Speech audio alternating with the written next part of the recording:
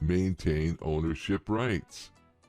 This refers to an NFT's worth of decentralized platforms where no purchaser can change the data later. How do NFTs work? NFTs are created and issued using a variety of frameworks. ERC 721, a protocol for the issuance and exchange of non-fungible assets on the Ethereum blockchain. That is the most well-known of these. ERC 1155 is a more recent and improved model. It allows a single contract to include both fungible and non-fungible tokens, which opens up a world of possibilities. The standardization of NFT issuance allows for greater interoperability, which benefits users in the long run. It essentially means that specific assets can be easily shared between various applications. If you want to store and admire the elegance of your NFTs, Trust Wallet is the place to go. Your NFT has an address, just like other blockchain tokens. It's worth remembering that NFTs can't be duplicated or exchanged without the owner's permission, including the NFT issuer. NFTs can be exchanged on open exchanges like OpenSea. These marketplaces bring buyers and sellers together, and each token has its meaning. NFTs, by their very nature, are subject to price fluctuations in response to market supply and demand. But how can such items be considered valuable? Like any other valuable item, the value of a valuable object is assigned by people who think it is valuable. Esteem is, at its heart, a common belief. It makes no difference if it's a fiat currency, precious metals, or a vehicle. They all have value, and people believe they do.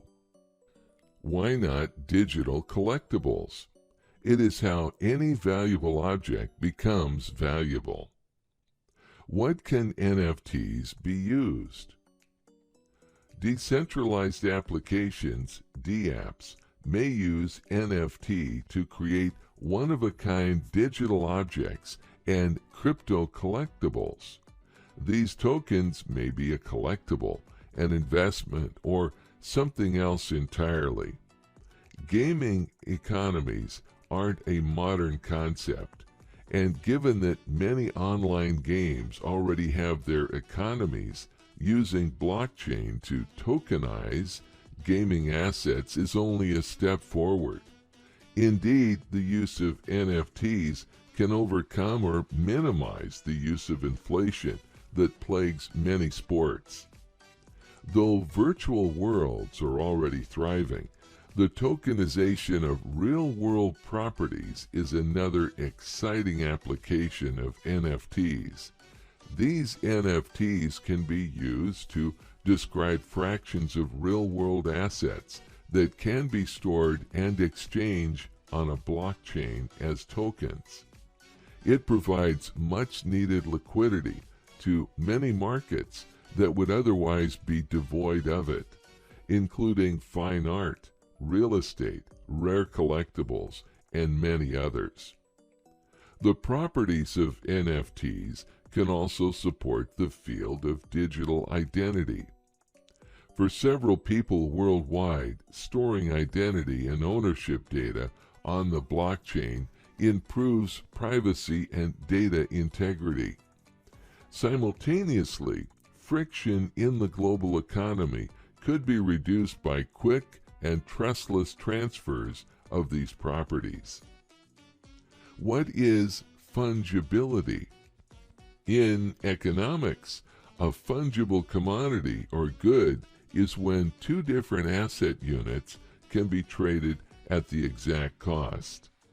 As a result, fungible assets or goods have exactly equal value in two equal segments. An ounce of gold, for example, is worth the same as every other ounce of gold. Some contend that the majority of cryptocurrencies are not fungible. On the surface, one Bitcoin appears to be worth the same as any other. Crypto coins, or fractions thereof, are now exchanged as fungible properties, with certain variations from one exchange to the next. When making a purchase, most cryptocurrency traders ignore the transaction history of each coin. Because of the open source blockchain's transparency, each coin or fraction has a unique, traceable, and verifiable transaction history that is openly visible. The transaction history may theoretically influence the value of a single coin or fraction thereof. What if the Bitcoin was taken from you? What if it had been used in drug trafficking or even terrorism in the past? Individuals and governing bodies could distinguish one coin from the next and assign a different value to each. What makes an investment a collectible? Antiques, art, autographs, baseball cards, clocks, coins, comic books, dolls, gems, pictures, rare books, rugs, stamps, vintage wine, writing utensils, and various other objects are all classified as collectibles.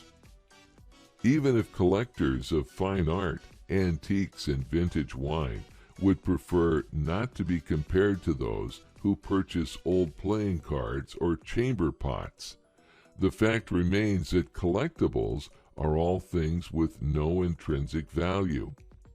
Wine is nothing more than a mashup of old grapes. A painting is nothing more than a canvas and some paint that would cost a few dollars at a store. Stamps are small squares of paper that are usually less than an inch in size. Some people consider some of these collectibles to be extremely valuable. Actual investments such as bonds, real estate, or small business that could be helping develop your money and generate income and profits. Since collectibles have no inherent value, they are subject to buyers' and sellers' whims and speculations. Of course, as history has shown, the prices of specific stocks, like real estate and businesses, are susceptible to whims and speculations of buyers and sellers, especially in the short term. Market values, on the other hand, return to fact and reasonable valuations over time. Markups are huge. The difference between the price a dealer pays for an item and the price he then sells it for is often about 100%. Where a dealer is a second or third middleman in the chain of purchase, the disparity may be much more significant. So, to break even, your purchase must at the very least double in value. And it's possible that a value won't double for another 10 to 20 years or more. Lots of other costs add up. If the markups weren't bad enough, some collectibles come with a slew of additional expenses. If you purchase valuable products, you need to get them appraised. You also have to pay for storage and protection. You pay some of these fees year after year of possession, unlike the markup. You can get stuck with a pig in a poke. You can overpay even more for a collectible if you are unaware of an item's flaws or inferiority. Worse, you may end up purchasing a forgery. Forgeries have deceived even respectable dealers. Your pride and joy can deteriorate over time. Damage from radiation, humidity, extreme heat or cold, and various other factors may all degrade the quality of your collectible. This form of damage or failure on your part is not covered by insurance. The returns stink. Even if you forget the high costs of purchasing, owning, and selling collectibles, investors' average returns barely keep pace with inflation. They're mainly inferior to the stock market, real estate, and small business investing. Return data that is objective and collectible is challenging to come by. Never ever trust info provided by dealers or the numerous collectible trade publications. The best returns for collectible investors come from predicting which pieces become famous years in advance. Do you think you'll be able to pull it off? You may be the most intelligent person on the planet, but most dealers have no idea what will be the next big thing in the next few decades. Dealers benefit from the spread or markup of the products they sell in the same way other retailers do. No one can foresee the public's and collectibles' erratic, eccentric preferences.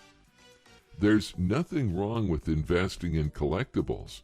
Don't kid yourself into believing they're saving, however. You can put much more money into these low-return, non-income producing investments. At their best as assets, collectibles enable the wealthy to purchase high-quality items that do not depreciate.